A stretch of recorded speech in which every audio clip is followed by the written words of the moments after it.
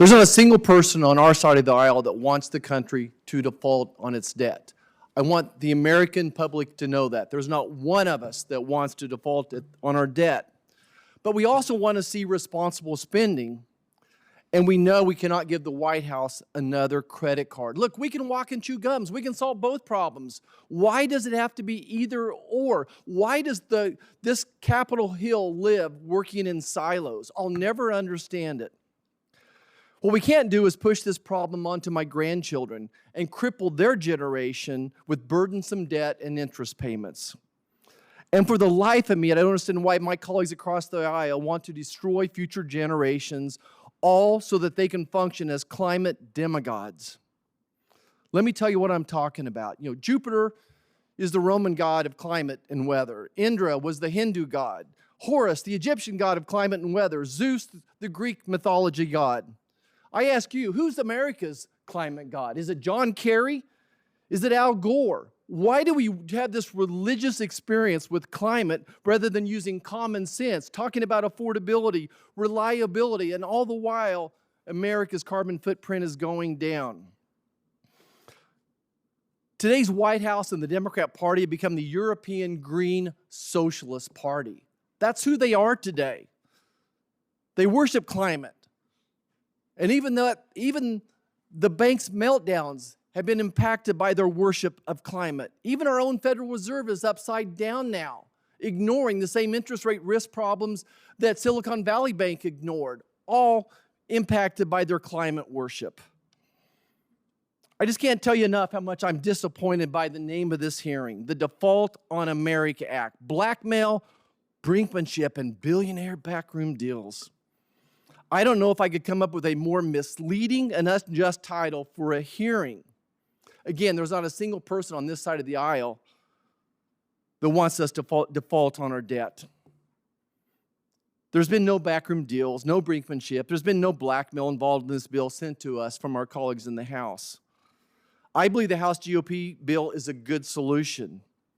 And let me be absolutely clear, there's no cuts to the VA or veterans benefits in the House Republican proposal, despite the lies coming from the left to the contrary.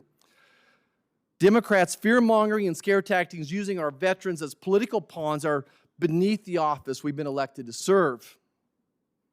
And of course, Republicans are going to keep fighting to protect and save Medicare and Social Security from White House policies that cut funding to those programs and dilute the resources. The irony is that is your side of the aisle that truly knows a thing or two about backroom deals. You got a marvelous warm-up with the American Rescue Plan and truly refine the art with the also misnamed Inflation Reduction Act. What a joke.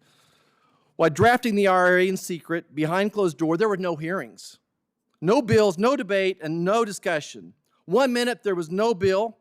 The next we're voting on a sprawling wish list of the EU socialist Green Party agenda items, like saddling small oil and gas producers in Kansas with devastating methane fees that won't have any impact on the environment.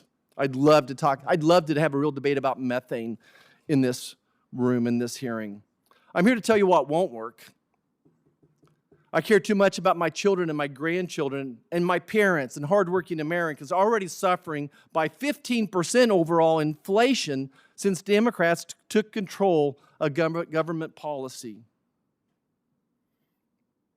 The American people and the national media know that the ball is in Joe Biden's court. Speaker McCarthy and the House GOP have put a deal on the table that claws back reckless government spending and hopefully will slow inflation while taking care of the debt ceiling for a year. That's a win-win opportunity. A deal's on the table. These are good things that the American people want and deserve. Our country cannot keep up racking up debt on the backs of hardworking Americans. We must face this head on. And all we're asking is that the Democrats stop all the political theatrics long enough to participate in a good faith negotiations so we can pay America's bills. We can do both. If anybody's listening today, I want to remind them, when it comes to addressing America's debt crisis, Republicans have done something and put forth a solution. Democrats have not. Mr. Riedel, What would your advice be to the president right now? My advice to the president is to sit down and negotiate. The American people at least want to have a discussion, and he should sit down and negotiate with an open mind towards raising the debt limit and reducing a deficit that both sides can. And the deal on the table does both of those. The deal that the Republicans on the House side have put forward does both of those, responsible spending and solves the debt limit crisis. It raises the debt limit and it addresses the deficit. Thank you. Senator Merkley. I yield back. Oh, for the record, since I sit on the Finance Committee also, and since I sit on the Environment and Public Works Committee, let me just note that the tax credit provisions in the IRA came through the Finance Committee, were publicly debated in the Finance Committee, were voted on in the Finance Committee, and the methane program came out of the Environment and Public Works Committee based on my methane fee, which was also a matter of a lot of conversation in the Environment and Public Works Committee. So we want to have that debate as well today? No, just correcting the record that there was in fact a lot of committee public action on the measures that ended up in the IRA. When did we get the bill? Senator Merkley. When did we get the bill from the time we got it till we voted? How much time passed? The provisions were clear well before and were subject Was to it minutes hearing or and debate. seconds? Hearing and debate months before.